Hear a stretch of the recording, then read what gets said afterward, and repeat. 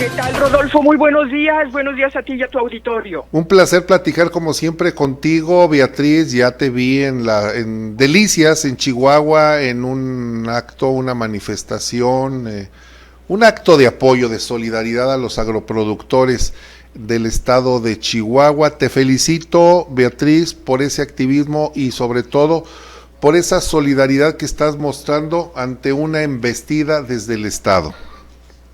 Efectivamente, Rodolfo, fíjate que tuvimos oportunidad de estar en 2 ocasiones ahí con los agricultores y los productores de Chihuahua, específicamente de la región centro-sur de Chihuahua, que tiene su centro en Delicias, precisamente para apoyarlos por un acto de absoluta arbitrariedad por parte del gobierno federal, al estar entregando a Estados Unidos el agua que han venido ahorrando los agricultores para tratar de enfrentar la sequía del próximo ciclo agrícola.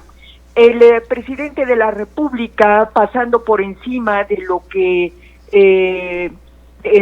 fija, lo que señala el Tratado Internacional de Aguas, entregó el líquido a Estados Unidos fuera de los tiempos, fuera del calendario, adelantó la entrega. Y por el otro lado, pues hizo uso del agua que los agricultores conservan, preservan, ahorran para el ciclo escolar, ciclo agrícola 2021, Ricardo. Rodolfo. Sí. Y resulta que entonces los agricultores, con toda razón, bueno, llevaron a cabo un movimiento de protesta, y la respuesta del gobierno federal, en lugar de una mesa de diálogo, en lugar de una mesa de acuerdos, de negociación, que siempre se han construido estas mesas porque los diferendos son usuales, bueno, optaron por enviar a la Guardia Nacional, como tú sabes, y las consecuencias fueron pues que asesinaron a una mujer campesina, una mujer agrícola, compañera, esposa de otro agricultor, lo hicieron por la espalda, y como consecuencia de todo este ambiente de tensión, de confusión, que ha sido generado ahí precisamente por las autoridades federales, Rodolfo. Entonces, pues ahí estuvimos acompañándolos en la defensa. Sin embargo, este conflicto va para largo, sobre todo porque pues la mano dura,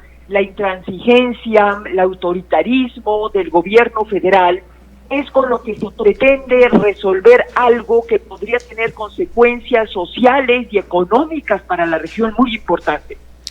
Grave lo que está sucediendo, pero hay algo más grave todavía, Beatriz Pajés, fue desde tu punto de vista y con el cual coincido, fue el discurso del presidente López Obrador en la conmemoración o el aniversario de la fundación de la ONU, en la que tú le dices, pues de plano le dices, es intendente del Palacio Nacional, y le dices, tirano subdesarrollado.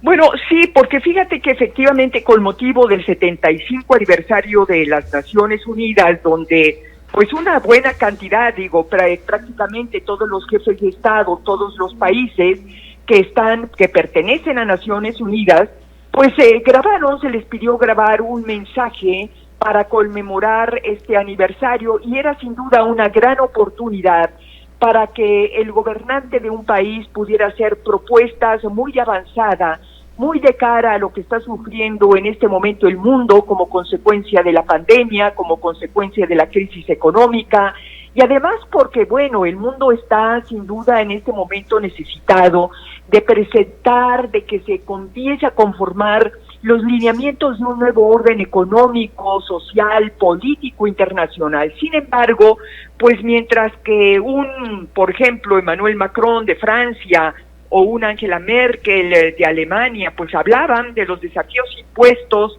por la pandemia y la economía, y hablaban de la necesidad de construir un orden multilateral, pues el presidente nos recordaba, y a mí me recordó especialmente esta imagen de aquella película de La Ley de Herodes, el famoso presidente municipal de un municipio que por supuesto ni existe, pero que tiene un nombre muy curioso, San Pedro de los Aguaros, pues el presidente de la República parecía más un alcalde, un presidente municipal del pueblo más perdido del territorio mexicano que un verdadero jefe de Estado, porque en lugar de hablar precisamente de los grandes temas internacionales y nacionales, el señor centró su discurso en la rifa del avión presidencial.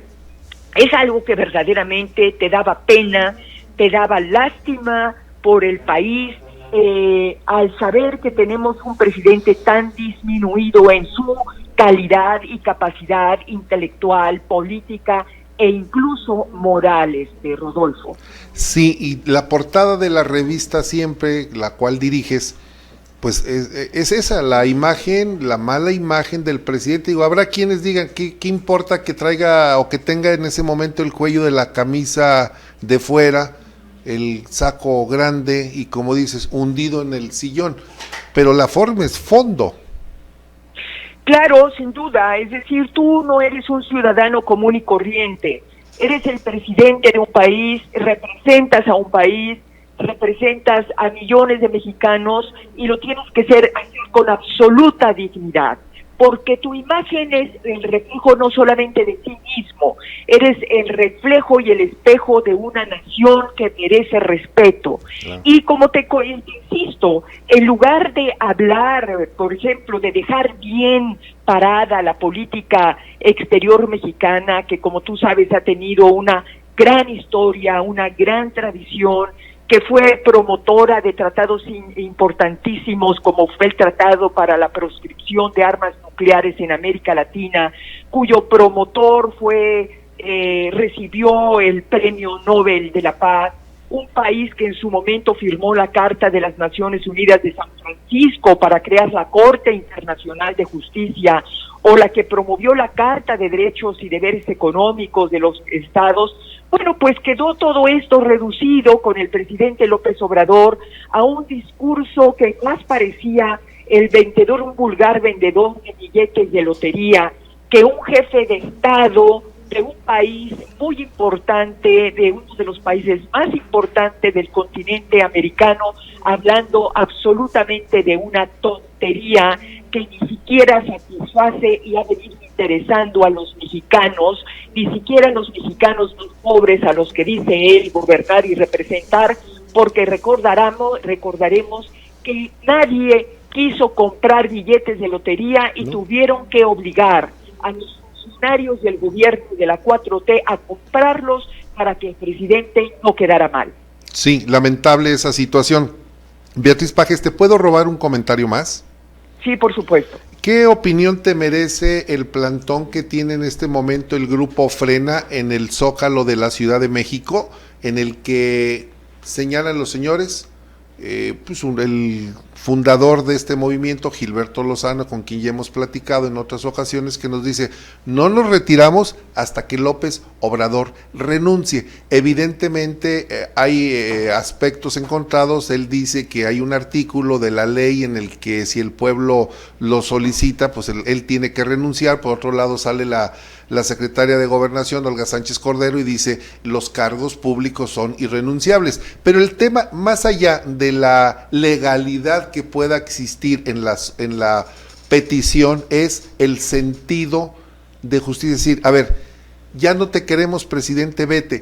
¿Crees que este plantón realmente vaya a tener algún resultado o que vaya a afectar al presidente en su mandato? Mira, yo creo que, digamos, a ver, aquí hay varias lecturas con respecto a lo de Frena. Sí. La parte positiva es que sin duda ha logrado ganar la calle, como no ha logrado ganar la calle otro movimiento de tipo social o ciudadano. Sí. Y, digamos, ha logrado la movilización. Cada vez creo que se habla más de Frena y eso para ellos pues es muy bueno. Ahora bien, a mí me parece que esta propuesta o esta exigencia de que el presidente se vaya, renuncie el 1 de diciembre, por el simple hecho de que hay un plantón en el Zócalo, lo veo muy irreal. Yo creo que muy distante. La misma petición me parece un tanto cuanto que va en contra de la realidad política y de la misma exigencia constitucional o de la misma precisión constitucional o de lo que marca el texto constitucional. Yo diría que el movimiento Frena debería de ser llenado, está bien, pero me parece que hacen falta otros contenidos políticos de más largo plazo. López Obrador no se va a ir, y no se va a ir no solamente porque lo que diga la Constitución o no. López Obrador no se va a ir porque es el hombre más obsesionado por el poder de los últimos tiempos en la historia de México. Después de Antonio López de Santana y después de Porfirio Díaz sigue él. Así de ese tamaño, Beatriz Pajes. Hará falta muchos otros más factores para que obligues a un presidente de la República a renunciar, independientemente de que si el cargo popular, de elección popular, es renunciable o no es renunciable. Creo que aquí ocurriría lo que ha sucedido en muchas dictaduras. Si hay una ciudadanía o bien organizada, bien organizada, que masivamente y multitudinariamente exija la renuncia del presidente López Obrador hasta convertir la situación del país en algo, en un ambiente y en un escenario de desestabilización, bueno, seguramente el presidente y su equipo tendrían que tomar alguna decisión, sobre todo porque en este momento lamentablemente el Congreso está dominado por Morena, de tal manera que ahí tampoco el Poder Legislativo en este momento estaría dispuesto a exigirle su renuncia. Yo creo Rodolfo, que a todos los que queremos cambio en el país, los que estamos evitando y combatiendo esta dictadura, este régimen autoritario, lo que tenemos que hacer es unirnos y organizarnos para impedir que Morena retenga la Cámara de Diputados en la elección 2021. Creo que ese debe de ser nuestro objetivo, porque esa es una manera de poderle quitar poder al presidente de la República. Si Morena tiene la mayoría en la Cámara de Diputados después de las elecciones del próximo año, el país va a entrar a un tobogán muy peligroso, porque esto va a permitir justo al actual régimen a derogar, por ejemplo, el texto constitucional, a convocar a una asamblea constituyente para redactar y aprobar una constitución que le quede muy a la medida de la República para permitirnos propiedades absolutas. Entonces, ahí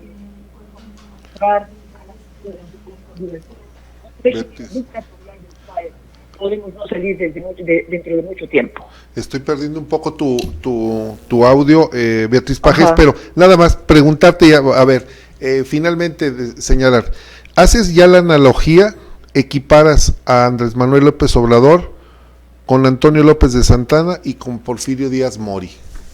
Pues sí, pues yo los comparo porque si te acuerdas, por ejemplo, Antonio López de Santana fue un presidente terriblemente centralizado, anuló a los gobernadores, por ejemplo, ignoró la soberanía de los estados como también lo hizo Porfirio Díaz, ¿no? Porfirio Díaz, te acordarás, impuso a lo que hoy se llaman los famosos delegados, superdelegados. Bueno, pues había el representante político de Porfirio Díaz en cada estado que estaba por encima del mandato del gobernador de cada entidad. Era una centralización absoluta del poder, había persecución a la libertad de expresión como ahora lo hay, había violación de derechos humanos como hoy lo hay, es decir, había una dictadura y una presidencia verticalista como la que existe ahora, y más la habría si hay una derogación de la Constitución y una Constitución con la firma de López Obrador. ¿Y es para dónde va, estimas, a modificar la Constitución? Sin duda, yo creo que para eso van, y además el presidente mismo lo ha dicho, lo dijo justo en el aniversario de la Constitución en febrero del 2019, cuando él dijo, y ahí están los videos, dijo no vería mal una cuarta constitución. Así como hubo una constitución como consecuencia de la Revolución Mexicana y de otros movimientos, bueno, pues esto que considero que es un gran movimiento debe de tener su constitución, lo dijo tal cual, así es que yo creo que para ese es uno de los objetivos, Rodolfo. Qué terrible, qué grave lo que se nos avecina con la crisis económica, con la crisis de salud, con la inseguridad, con el problema con los gobernadores, con los problemas con los agroproductores que son los que nos dan de comer. Todavía nos van a recetar una próxima constitución que permita que la famosa cuarta transformación, como dice aquella estación de la Ciudad de México, muy famosa, la música que llegó para quedarse, pues creo que este movimiento llegó para quedarse. En fin, Beatriz Pajés, muchas gracias por siempre ser tan generosa, Rodolfo, con nosotros. Al contrario, ya hay que cantar otra canción para que se vayan, ¿eh? Yo creo que hay que cambiarle la estación, bajarle el switch a esa estación. Bueno, un gusto y muchas gracias. Hasta luego, Beatriz Pajés. Hasta luego.